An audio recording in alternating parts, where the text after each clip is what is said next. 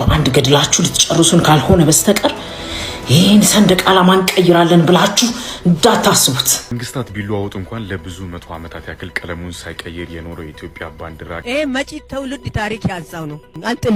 አልጥልም። ነጠላ የለበስነውን ብቻ አስቀርጠው ነጠላ ያለበሱት ደግሞ ሲወጡ ነበር። ሰብስክራይብ ማድረጋችሁ እንዳትረሱ። ወዳችኋለሁ። የሀገራችን የኢትዮጵያ ሰንደቅ ዓላማ ወይም ባንዲራ ሊቀየር ነው የሚል ዜና በየሚዲያው መሰራጨት ከቆየ ሰንብቷል። ስለሱ ጉዳይ ይዤላችሁ መጥቻለሁ። እስኪ ምን ይመስላል የሚለውን ቢቀየርስ በምን አይነት መንገድ ነው የሚቀየረው የሚለውን ይዤላችሁ መጥቻለሁ። እንደገና ደግሞ ከዚህ ባንዲራ ጋር ተያይዞ ይህንን ባንዲራ የለበሱ ሰዎች እዚሁ ኢትዮጵያ ውስጥ ሀገሪቱ ውስጥ እንዳይለብሱ የተከለከለበት ሁኔታ አለ። እሱንም የማስመለክታችሁ ይሆናል። ከህፃናት እና ከሴቶች ጉዳዮች ጋር የተያያዘ የተገደሉ የተደፈሩ ሴቶች አሉ፣ ህፃናት አሉ። ከሱ ጋር የምንመለከተው ጉዳይ አለ። አብራችሁን ቆዩ። ታዲያ ከዚህ ትዝብት እንጀምር። አንድ እናታችን የኢትዮጵያ ባንዲራን ቀለም የመሰለ አልባስ ለብሰው ሲወጡ በፖሊሶች ተከልክለዋል። ከሱን ጀምርና እንቀጥላለን። ድራ ካላወለቅሽው አትገቢም አሉ። ይሄ መጪ ትውልድ ታሪክ ያዛው ነው። አዎ ቤተሰቦቻችን ወላጆቻችን ያስተላለፉት እድሜና ጤና ወቅቱ ነው። አሁን ባንዲራ ካልጣላችሁ አትገቡም ተባለ። ታሪክ ያንሳው ነው። መጪ ትውልድ ታሪክ ያንሳው ነው የሚለው እኔ በበኩሌ። አዎ በዚች እድሜ ሞራሌ ተንቀሳቅሶ በደስታ መካፈል ሲመጣ እንዴት ይከለከላሉ? እንዴት ባንዲራ ይጣላል? ኬዙስ ምንድን ነው? የባንዲራ የምጣልበት ኬዙ ምን እየሆነ ነው? ምንድን ነው? በምን ይፈታል ችግሩ? ኬዙን ያብራሩልን። ለምን እንደተጣለው ይብራራልን፣ ይግባን፣ እንወቀው። ማን ነው እንደሱ ያለው? ይሄው ፖሊሶቹ፣ ህግ አስከባሪዎቹ ፖሊሶቹ ማለት ነው። ፖሊሶች ናቸው አለኝ። ይሄው እዚህ ባንዲራ ይጣል ጣይ። እዚህም ያለው ጆሮዬ ላይ ያለንም ጣይ ነው ያለው። እውነት ነው አሉ። በሀገራችን ውስጥ የኢትዮጵያን ባንዲራ ሲያዩ እዚሁ ዜጎች የሀገራችን ዜጎች ሆነው ግን ይህን ሰንደቅ ዓላማ ሲያዩ አይናቸው በደም የሚለብስ በጣም ብዙዎች አሉ። እንግዲህ ምን ይደረጋል? የሚታወቅ ነገር ነው።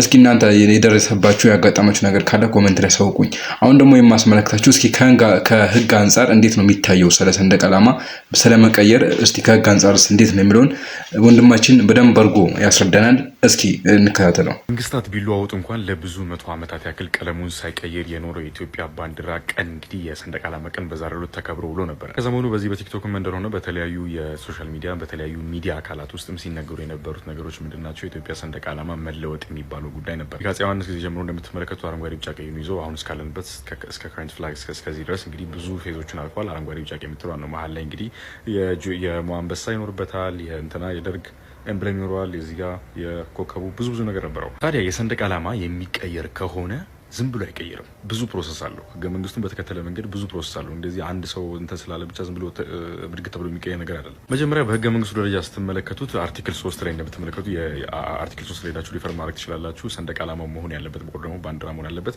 አረንጓዴ፣ ቢጫ ቀዩን መከተል አለበት። ስለዚህ ወደ መቀየር ፕሮሰስ የሚገባ ከሆነ መጀመሪያ ይህ የኮንስቲቱሽን ፓርት አሜንድ መደረግ አለበት ወይ ደግሞ መሻሻል አለበት። ቢካዝ እሱ ሳይሻሻል ወደ መቀየር የሚገባ ከሆነ ሙሉ በሙሉ ህገ መንግስቱን የሻረ ነገር ነው የሚሆነው።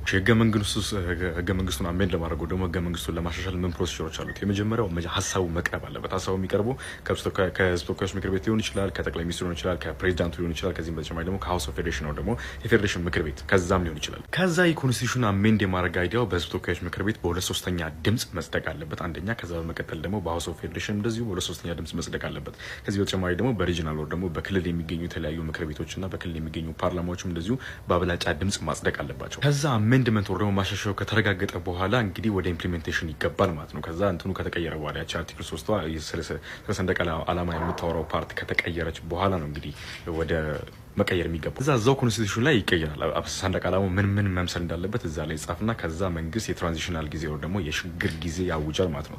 በትምህርት ቤቶች፣ በሆስፒታሎች፣ በተለያዩ የመንግስት መስሪያ ቤቶች የተሰቀሉ የተለያዩ ባንዲራዎችን መቀየር ተግባር ማለት ነው። እንግዲህ ይህንኑ ፕሮሰስ ካለፈ በኋላ ነው በህጋዊ መንገድ ይህንኑ ፕሮሰስ ካለፈ በኋላ ሰንደቅ ዓላማው ሊቀየር የሚችለውና አረንጓዴ ቢጫ ቀዩ ግን ብዙ ሰዎች የሞቱለት ብዙ ሰዎች የተጋደሉበት ብዙ ትርጉም ያለው ባንዲራ ነውና አሁን ደግሞ እስቲ አንድ ነገር ላስመልክታችሁ። እንደው ይሄ ባንዲራ ይቀየር አይቀር ብለን ህዝቡን ብንጠይቅ በዚህ መልኩ ሊያሳዩ ስሜታቸውን አመለካከታቸውን በዚህ መልኩ ሊያሳዩን ይችላሉ።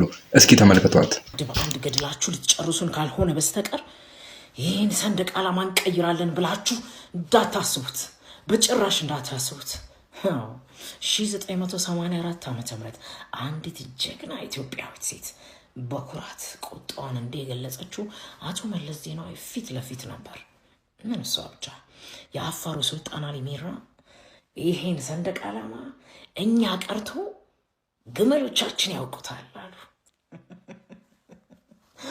አዎ ይህ ሰንደቅ ዓላማ የሺህ ዓመት የእናንተና የኔ የመላ ኢትዮጵያውያኖችን ታሪክ ማንነት በላዩ ላይ አትሞ በደምና ባጥንቱ አስከብሮ የቆየ ሰንደቅ ዓላማ ነው። የእናንተም የኔም። አዎ የሚሽነሪዎቹን እና የቀኝ ገዢዎቹን አፍተው ሰው ግን የአንድ ብሔር ጉያ ውስጥ የአንድ ሃይማኖት ጉያ ውስጥ ሊወሽቁት የሚሞክሩ ባንዳና የባንዳ ልጆች እንዲሁም በቀሉ እስካሁን ድረስ ያልወጣላቸው እኒያ ሩቅ ያሉት ወንዝ ተሻግረው ያሉት ወራሪዎቻችን በሐሰት ዛሬም ድረስ አንገት ሊያስደፉት ከላያችን ላይ አውርደው ሊጥሉት ከህሊናችን ሊያስረሱት ታሪካችንን ሊፍቁት ዛሬም ድረስ ይሞክራሉ። ካልጨረሱን በስተቀር እውነትም ይሄ አይሳካም። ይሄ የሺህ ዓመታት ታሪክን የያዘ የኢትዮጵያውያኖች የማንነት መገለጫ ሰንደቅ እንጂ የሆነ ብሔር ወይ ሃይማኖት ማንነት መገለጫ በፍጹም አይደለም። አትሳሳቱ። የትኛውም ሃይማኖት ይሁን ብሔር የኔ ሰንደቅ ዓላማ ነው እኔ ነኝ የሰጠኋችሁ ብሎ አያውቅም። በውሸት ትርክት ግን መጽሐፍ ድረስ የጻፉ ከሳቲያንና ሐሰተኞች አሉ፣ ለወደፊቱም ይኖራሉ። እውነታው ግን እሱ አይደለም። ይህ ሰንደቅ ዓላማ አዎ የሺህ ዓመታት ታሪክ አለው። ተረት የሚመስላችሁ አትጠፉም። ልማዳችሁ ነው ተረት ማለት። አትፍሩ። ይህ ሰንደቅ ዓላማ ያልነካውን ነክቶ አያውቅም። በወራሪነት ታሪክ ያስመዘገበበትም የለም። ለነኩት ግን የኢትዮጵያውያኖችን እሳት ከንድ የቀመሱ ወላፈኑ የለበለባቸው በሚሽነሪ ስም አገር ሲያምሱ የነበሩ ገንጣይ አስገንጣዮች ዛሬም ድረስ ብርድ ብርድ ይላቸዋል። በዓለም ላይ ትክክለኛውን ወንጌል ወይም ኦሪጂናሉን ወንጌል ማግኘት አትችሉም። ቅጂውን ታገኛላችሁ። ኢትዮጵያ ውስጥ በ4ኛው ክፍለ ዘመን የአባ ገሪማ የሚባል ወንጌል አለ። የአባ ገሪማ የጻፉት ወንጌል በየአንዳንዱ ገጽ ላይ ይሄንን ሰንደቅ ዓላማ አስፍሯል። አዎ ይሄ ሰንደቅ ዓላማ መነሻው ተፈጥሮ ነው። እምነትም ብሔርም አይደለም። መነሻው ሰማይ ላይ የምናየው ቀስተ ደመና ነው። በሞቴ አሁን ለአማራው ነው የምታየው ለኦሮሞ አልታይም ይላል ሰንደቁ አይልም። ይህ ሰንደቅ ዓላማ በአጼ ሱስንዮስ ዘመን እንዲሁም ቀደም ብሎም በመካከለኛው ዘመንም ይውለበለብ እንደነበር በርካታ የታሪክ መዛግብቶች በተለያየ ቦታ አስፍረውታል። ግን የአንድነት ታሪክ የተቀነቀነበት የተጀመረበት ራዕዩ የተነሳበትን ቦታ ልክ እንደ ቀኝ ገዢ አድርጎ ማሰብ የተጀመረው ኢትዮጵያ ውስጥ ብቻ ይመስለኛል። ይህንን የሚነግሯቸው አውሮፓውያኖቹ ራሱ ሲሰባሰቡ ከአንድ ቦታ ነው የጀመረው። መቼም ቢሆን ቅኝ ገዝታችሁናል ብለው ግን አያውቁም። በዓለም ላይ እንደ ኢትዮጵያ ሰንደቅ ዓላማ ተቀባይነትን ያገኘ አልፎም በ11 ሌላ ሀገራቶች መለያ የሆነ ሰንደቅ ዓላማ በዓለም ላይ የለም። 11 የአፍሪካ ሀገራት የነፃነት ምልክታችን ነው ብለው ከለሮቹን ተውሰው አቀማመጡን ቀይረው ያውለበልቡታል። የፓን አፍሪካኒዝም እንቅስቃሴ ይህንኑ ሰንደቅ ዓላማ ተውሰው መሀሉ ላይ ጥቁር እጅ ብቻ አድርጎ ያውለበልበዋል። ኢትዮጵያ መተማ፣ ጉንደት፣ ጉራና ዶጋሊ ላይ ታሪክ ስትሰራ ሰንደቋ ይሄ ነበር። አዎ አድዋ የሰው ልጆች ድል፣ ዛሬም ድረስ መተኪያ የማይገኝበት ታላቁ ድል አድዋ ይህን ሰንደቅ ዓላማ እያውለበለበ ነው ድል የነሳው። በማጮው በኦጋዴን አዎ ይሄው ነበር ሰንደቃቸው። አርበኞቹ ሲማማሉ ጠመንጃቸው ላይ ሰንደቃቸውን አንጥፈው እየዘለሉ ላትከዳኝ ላልከዳ አጥንቴን ላገሬ ደሜንም ላገሬ ብለው ሲያፈሱ ሰንደቃቸው ይሄ ነበር። በካራማራው የሶማሌ ድልም ሌላ ሰንደቅ የለውም። ይሄው ነው። ሐሰተኞች ይመጡና በቀዳማዊ ኃይለ ሥላሴ ዘመነ መንግስትም ሰንደቅ ዓላማው አንበሳ ነበረው ይለዋል። ቀዳማዊ ኃይለ ሥላሴ ቤተ መንግስታቸውና መኪናቸው ላይ እንጂ ሀገርን ወክሎ የሚውለበለበው ሰንደቅ ላይ አንዳችን ምልክት አላደረጉም። እሳቸው ብቻ አይደሉም። የደርግ መንግስትም እንደዚሁ ማጭድና ዶማ ሞፈርና ቀንበር ነበረው ይለዋል።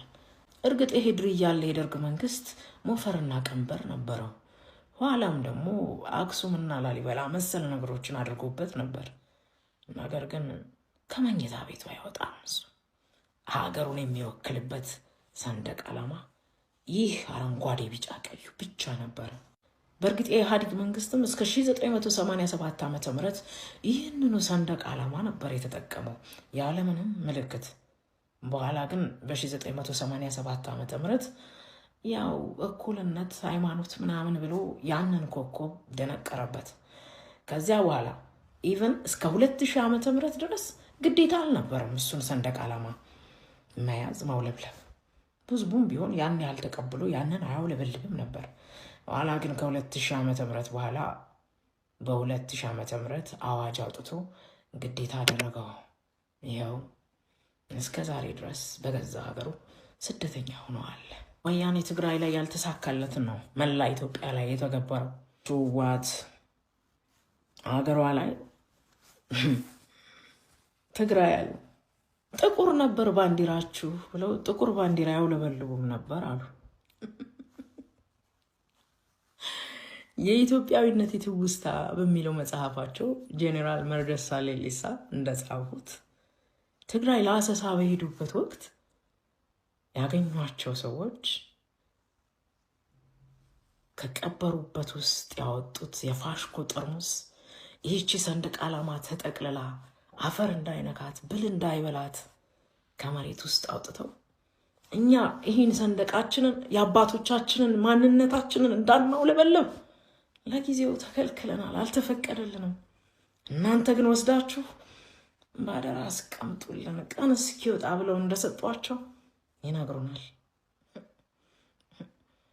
ትግራይ ውስጥ የኢትዮጵያ ሰንደቅ ዓላማ ይህ አረንጓዴ፣ ቢጫ፣ ቀዩ ሰንደቅ ዓላማ ለቅሶ ቤት፣ ሰርግ ቤት በየድንኳኑ አልፎም በየቤታቸው ግድግዳ ላይ ይለጠፍ የነበረው ብቸኛ የኩራት ሰንደቅ ይህ ነበር። ና ወደ ኮንሶ እናቅና። ከአንገት ሀብላቸው እስከ ራስ ጌጣቸው እስከሚለብሱት ቀሚስና ሱሪያቸው ጭምር የሚያጌጡት ሌላ ቀለም ዓለም ውስጥ የሌለ እስከሚመስል ድረስ በዚሁ አረንጓዴ፣ ቢጫ፣ ቀይ ሰንደቅ ዓላማ ነበር። አሁንማ ሽማግሌዎቹ ካልሆኑ በስተቀር ወጣቶቹ እንዲህ እንዳያረጉ ተከልክለዋል አሉ። ጋሞም ጎራ ብለህ ካወቅ እንደ ወርዜው ከድንጉዛው አይለየውም ሰንደቁን። ለዚህ አረንጓዴ፣ ቢጫ፣ ቀይ ያለው ክብር በሌላ በምንም አይተካም። የአፋርን ነገር ያለው ግመሎቹም ከለር ካዩ የሚያዩት ቀለም ይህ አረንጓዴ፣ ቢጫ፣ ቀይ ብቻ ነው። እና ጋምቤላ ሄድ ጋምቤላ ለ30 ዓመታት ያህል ባህሩ ግድብ ላይ የነበረውን የመንግስቱ ኃይለማርያም ፎቶ አናነሳም ብሎ ወያኔ እኛ ተረስተን የባሮ አዞ ሲበላን ያስታወሰንን ይህን ሰንደቅ ዓላማ አንተው ማለት ከፈለጋችሁ ስሩና የራሳችሁን በሰራችሁት ስራ ላይ ስቀሉ አላቸው። እና ደግሞ ልውሰድህ ወደ ቆንጅየዋ ሽቅርቅሯ ደሴ ከተማ። ደሴ ከተማ ከ1967 ዓ.ም ጀምሮ የኢትዮጵያ ሰንደቅ ዓላማ ሲሰቀል የሚሆን ሲወርድ ሰዓቷን ጠብቃ በታማኝነት ነዋሪዎቿን ማስተምራ ይኸው እስከ ዛሬዋ ቀን ድረስ ከተሜውም ሆነ እንግዳ ገጠሬውም ሆነ ማንም ሆን በፒያሳ እያለፍክ ከነበረ ቀጥ ብለህ ትቆማለህ። ከተማዋ እምብርት ፒያሳ ላይ ሲሰቀልና ሲወርድ ቆሞ የሚሰቀል ቆሞ የሚያወርድ ትውልድ ዛሬም ኢትዮጵያ ውስጥ አለ። እና ወንድሜ ሰንደቅ ዓላማ ያንተም የኔም የሁላችንም ክብር ነው። እሺ እህታችንን ከልብ እናመሰግናለን። እስኪ እናንተ ማሳቢያ አስተያየታችሁን ኮሜንት ላይ በጨዋነት አስቀምጡልኝ። አሁን ደግሞ የምንመለከተው አሁንም እንግዲህ በሀገራችን ውስጥ የሴቶችና የህፃናት ጉዳይ አሁንም እንደከረረ ነው የሚገኘው። እንደ ብዙ አሁንም ሴቶች እየተደፈሩ እየተገደሉ ነው የሚገኙት። ህፃናትም እንደዛው እንደዚህ የሚያደርጉ ልጆች እነዚህ የሚያደርጉ ወንጀለኞች ደግሞ በህግ ቁጥጥር ስር እየዋሉ አይደለም። እስቲ ከዚህ ጋር ከሴቶችና ህፃናት በደል ጋር በተገናኘ እስኪ እነዚህን ዜናዎች እንከታተልና እንመለስ። ፍትህ ለሊዛ፣ ሁላችሁም ኮሜንት ላይ ፍትህ ለሊዛ እያላችሁ ይሄን ቪዲዮ ሰብአዊነት የሚሰማው ሴት ልጅ ያለው ሴትን የሚያከብር በጠቅላላ ለ50 ሰው ሼር ያደርግልኛል። ከላይ በምስሉ ላይ የምትመለከቷት እህታችን በደሴ ዩኒቨርሲቲ የምትማር ስትሆን ከ5 ቀን በፊት ወታ እንደቀረችና ስትፈለግ እጅግ ባሰቃቂ ሁኔታ ተደፍራ ተገርላ እንደተገኘች ነው የተሰማው። የሴት ልጆቻችን ጭቆና፣ የሴት ልጆችን መደፈር ሊበቃ ይገባል። ማንም ሰው ለዚች ልጅ ፍትህ እንዳይል ማንም ማለት ነው። አዎ ደብድበዋታል፣ ደፍረዋታል፣ ከዛም አልፈው ገለው ጥለዋታል። ነገር ግን በዚህ ትርጉም በሌለው የፍትህ ጩኸታችን ስንት ሴቶችን ካሁን በኋላ ስናስፈላ። እችን ልጅ አስታወሳችኋት? ሃና ላላንጎ ትባላለች። የ10ኛ ክፍል ተማሪ የ16 ዓመት ልጅ ከትምህርት ቤት ስትመለስ በ5 ሰዎች ታግታ ወስደው 5ቱም ተፈራርቀው ተጫውተውባት ደፍረዋት መጨረሻ ላይ አውጥተው ጥለው ሐኪም ቤት ስትደርስ ነበር ህይወቷ ያለፈው። አስታውሳለሁ። ለዚች ልጅ ብዙዎቻችን ፍትህ ብለን ሶሻል ሚዲያውን አናውጠናል። ነገር ግን ያ ጩኸታችን ለዚች ልጅ ፍትህ አሰጥቷል? አላሰጥም። እችንስ አስታወሳችኋት? ፋጡማ ትባላለች። የ11 ዓመት ታዳጊ ጅጅጋ ላይ በደቦ ወይንም በግሩፕ ደፍረዋት መጨረሻ ላይ እንደዛ ከተጫወቱባት በኋላ የጭካኔያቸው ጭካኔ በገመድ አንቀው ነበር አንጠልጥለው የገደሏት። ለሷም 2-3 ሳምንት ፍትህ አልን። ፍትህ ግን አልተሰጣትም። እችንስ አስታወሳችኋት? ጽገሬዳ ግርማይ ትባላለች። የአርባ ምንጭ ዩኒቨርሲቲ ተማሪ ነበረች። የፍቅር ጥያቄን ለምንድነው ማትቀበዩ ተብላ ተወግታ ነው የተገደለችው። ለሷም ፍትህ ብለን ጮህን፣ ፍትህ ግን አላሰጠናትም። እችን እህታችንንስ አስታወሳችኋት? ቀነኒ ትባላለች። ያው ስለ ቀነኒ ለእናንተ ማስረዳት አይጠበቅብኝም። ለሷም ፍትህ ተባለ። ነገር ግን ፍትህ አላሰጠናትም። እቺ ወጣት ሊዛ ትባላለች። መስከረም 27 ስልኳን አሰራለሁ ብላ በወጣችበት በዛው ትጠፋለች። ከብዙ ፍለጋ በኋላ ግን የተገኘችው ተደፍራ፣ ተደብድባ፣ ተገላ ከዛ ተጥላ ነው የተገኘችው። ኢትዮጵያ ላይ ሴቶች ላይ የሚደርሱ ጥቃቶች ለየት የሚያደርጋቸው ምን መሰላችሁ? ሴቶቹ መደፈራቸው ብቻ አይደለም፣ መደብደባቸው ብቻ አይደለም፣ እንደዛ ተጫውተውባቸውም እንኳን በህይወት እንዲቆዩ አይፈቀድላቸው። ከዚህ አንፃር ለዚች ለእህታችን ትርጉም የሌለውን ፍትህ ልጠይቅ አይደለም አሁን ይሄንን ቪዲዮ የሰራሁት። ለሶስት አካላት መልእክት ማስተላለፍ ስለፈለኩ ነው። የመጀመሪያዎቹ በመንግስት ከፍተኛ ስልጣን ላይ የምትገኙ ሴቶች፣ ይሄ ጉዳይ ከማንም በላይ እንደ ሴትነታችሁም እንዳላችሁም ስልጣን የናንተን ትግል ይጠይቃል። ሁለተኛ ለኢትዮጵያ የህግ ባለሙያ ሴቶች ማህበር፣ ለማንነታችሁም ስትሉ የህግ የበላይነትም እንደሞያችሁ መከበር ስላለበት እባካችሁ የናንተንም ትግል ይሄ ጉዳይ በጣም ይጠይቃል። ሶስተኛውና የመጨረሻው ለኢትዮጵያ ህግ ነው። ህግ ማለት ሴቶች ላይ ከሚያደርሱት ጥቃት አንፃር በህግ የሚሰጥባቸው ቅጣት ወይንም ብይን እጅግ በጣም የሚያሳፍር ነው። የሚያስተምር ሳይሆን ሌሎችን የሚያበረታታ ነው። ስለዚህ የኢትዮጵያ ህግ ሴቶች እህቶቻችን ላይ ከሚደርሱ ጥቃቶች አንፃር ህጉን በደንብ ሊያይ ይገባል ለማለት ፈልጋለሁ። ወደፊትም ለሚደፈሩ ለሚገደሉ እህቶቻችን ጭምር ነው ይሄ ጩኸታችን። እባካችሁ ይህንን ቪዲዮ ኮፒ ሊንክ፣ ሼር፣ ላይክ ያደረጋችሁ የሚሰማ አካል ካለ አድርሱልኝ። አሁን ኢትዮጵያ ውስጥ ለመኖር በጣም ከሚያስፈሩኝ ነገሮች መካከል አንዱ ሴት መሆኔ ነው። ስለሷ ሰምታችኋል መቼስ። ሌንዚ ትባላለች። የራያ ቆቦ ልጅ ነች። ለኔ ሀገሬ ልጅ ነች። ደሴ ለትምህርት እንደመጣች ስልኳ ልታሰራ ወጣች። ከዛ በኋላ ድምጿ አልተገኘም። ስትገኝ ግን በአሰቃቂ ሁኔታ ተደፍራ ተገላ ነው የተገኘችው። እና አይኖ እቺ ልጅ አገሯ ቢሆን እንደዛ የሆነችው ቆቦ ቢሆን አይኖ ወንድም ይኖራታል፣ ወንድም ባይኖራት አጎት ይኖራታል። ደሟ አይውልም አያድርም ነበር ለመመለስ ፍትህ ለማግኘት። አሁን ግን ወሎዬ ፍቅር ነው፣ ወሎዬ ለሰው አዛኝ ነው፣ ወሎ እኮ ማለት እያላችሁ አይደል ያሳደጋችሁን። የደሴን ህዝብ የምንጠይቀው ነገር ለዚህ እህታችን ፍትህ እንድትሰጡልን ነው። በቃ ይበቃናል። እንደ ሴት እየተሳቀቅን መኖር ለሷ ብቻ አይደለም ለሁላችንም ነው የምንጠይቀው። አሁን ደግሞ ወሎዬ የፍትህ ሰው ነው የሚለውን አሳዩን። ደም ባክኖ የማይቀርበት ሀገር መሆኑ አሁንም ቢሆን ፖሊስ እነዚህን ወንጀለኞች ካሉበት አሳዶ ይዟቸው ፍርድ እንዲሰጣቸውና ወደ ፍርድ ቤት አቅርቧቸው ይቅጣት ፍርድ ተላልፎባቸው እንዲቀጡ አሁንም እንደው ፍትህ እንላለን ጥሪ እናስተላልፋለን። አሁንም መንግስት እንዲሰራና እነዚህን አረመኔ አገር ውስጥ ሆኖ አንድ የሴቶችንና ህፃናቶችን መከራ እያደረሱ ያሉ በህግ ቁጥጥር ስር እንዲውሉ አሁን ጥሪያችንን እናስተላልፋለን። ክቡራን ተመልካቾች ለአሁን ያመጣሁላችሁ ፕሮግራም ይመስላል። በሌላ መረጃ እስክንገናኝ ድረስ ሰላም ቆዩልኝ። ቻው ቻው።